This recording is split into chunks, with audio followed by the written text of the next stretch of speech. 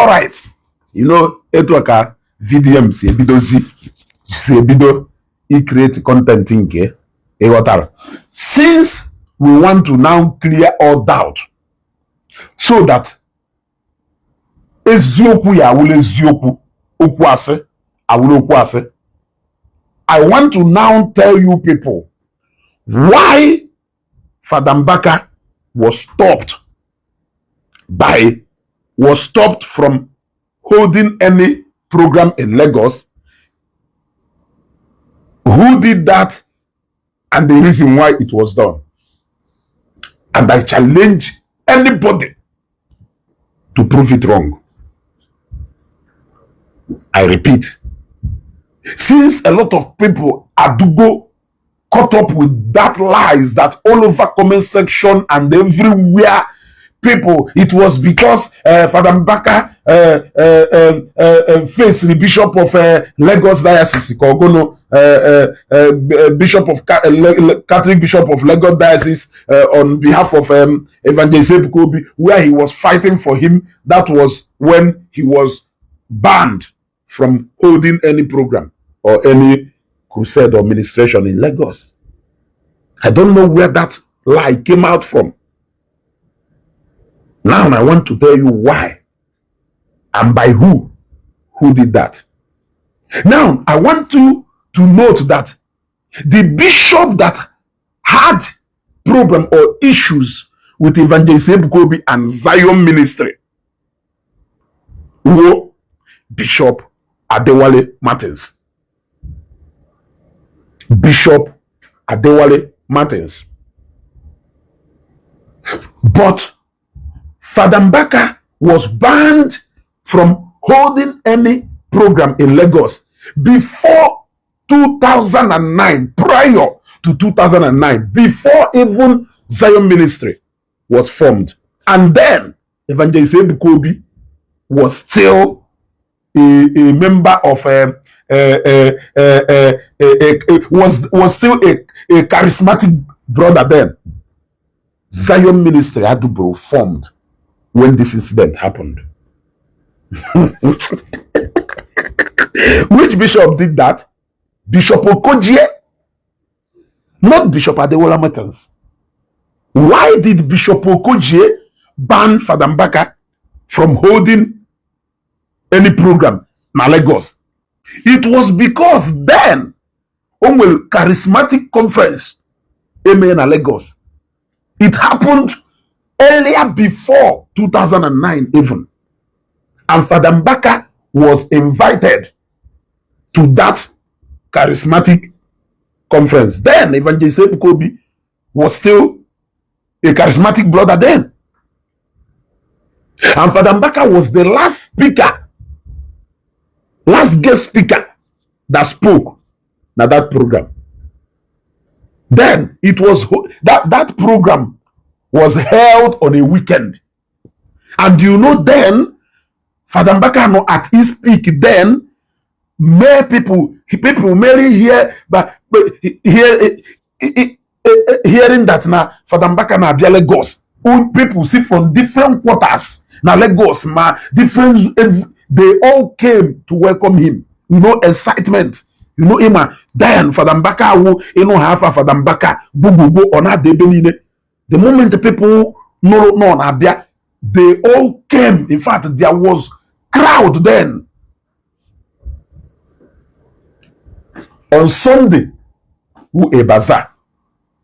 So because of how people was engaged in that program, they made that Saturday, we hinder a lot of people from turning up na program, which is the bazaar on Sunday.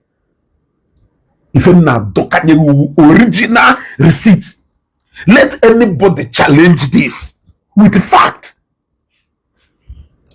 Because of how people massively engaged on Saturday, na that charismatic conference, because they all came to see Father Mbaka.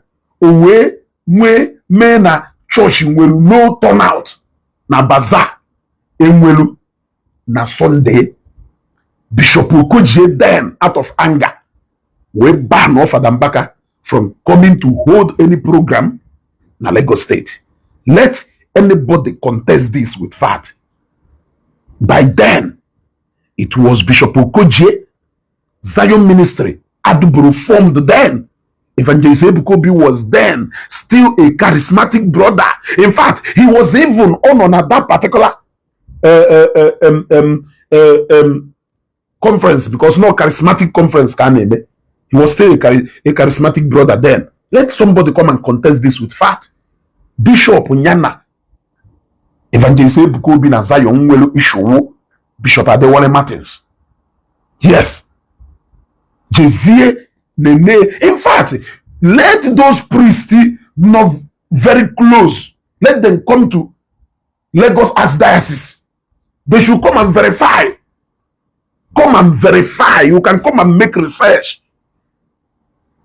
If Father Mbaka ever have or had any problem with Bishop Adewale Martins, the answer is no. The Bishop Nyana issue was Bishop Okoje, because of the charismatic conference in Melu, which he was the speaker, and he was the last speaker, meaning that everybody waited until Okuokuni Bazo. And because the program obviously ended late in the night, or disturbed people who came from different locations in Lagos to come for that conference, turning up the next day for harvest Ewelu na church. Bishop we out of anger, we ban Oye from coming to Lagos to hold any program or any crusade or any ministration. Since then, far before 2009, Kerifunu na selase, Kerifunu na yelase. Father Mbaka, has he ever, even after 2009, when Zion Ministry was formed, Ifudana Father Mbaka na Zion Ministry, has he ever visited Zion? Has he ever visited Zion? When was the first physical encounter? I am asking you. Look, a lot of lies will be exposed. Whoever that is speculating these lies should know that the truth has come to stay. That after all this, if you fail to use your brain, if you fail to make research, if you still know that this is a lie, and you still choose to dwell on I want somebody to come and contest this with fact. Because no, Father Mbaka was fighting for Evangelist Ebukobi, Onyapata Bishop of Lagos, you were banned from holding any program in Lagos. Lies from the pit of hell. Whoever that peddled this lie, whoever that these lies originated from his mouth, you need to go down on your knee and ask God for forgiveness. You need to start asking for mercy. Because this is just the fact that is you. In fact, it is subject for you to go and investigate. In fact, I challenge any one of you to counter what I have said with fact. You cannot. You cannot. You cannot. When did Father Mbaka ever have problem with Bishop Adewale Martins? It never happened. When was he banned from holding any program in Lagos? It was far before 2009. Ever before Zion Ministry was formed. And it was problem between him and Bishop Okoje. Masa Odonono. Anti aye jinife eni dere ha ko kwata. And then Tiamalama Asineji and Ife. Kenife una mmadu ama ife, kenife una mmadu wo feke. It is knowing the truth, seeing the lies, and you still decide to leave the truth and go and believe the lie. There is no way. And another thing I will qualify you. Nkawa bankone. Therefore, if I know, oye mwife ya mota. Oye mwife ya mota. Egotago. Oye mwife ega mota. Asina e repeat carry okwu ase over and over and over and over again. Otuke ezioku. lies being told over and over and over again. Oduko weziokwu eji we say na anu gba aho oduko omenana aya yekwesi ka ome na our own time. As ye shall know the truth, and the truth shall set you free. I declare freedom upon you. May you be released from that bondage of lies. I bring to you truth, I bring to you fact, and I set you free from that conscience bondage in on it. How do you feel knowing fully well that you have been speculating lies all this while? Where did that information come out from? I don't know. You don't know, but you just met it. Onye bidolu is speculate here. The reason and intentions for doing that. So nyana chukwu ka odolo. Share this video, because if I know now the part of liberating the mind of our people, you need to know the truth so that you know who and who is your problem. Nani Igbo. Share this video.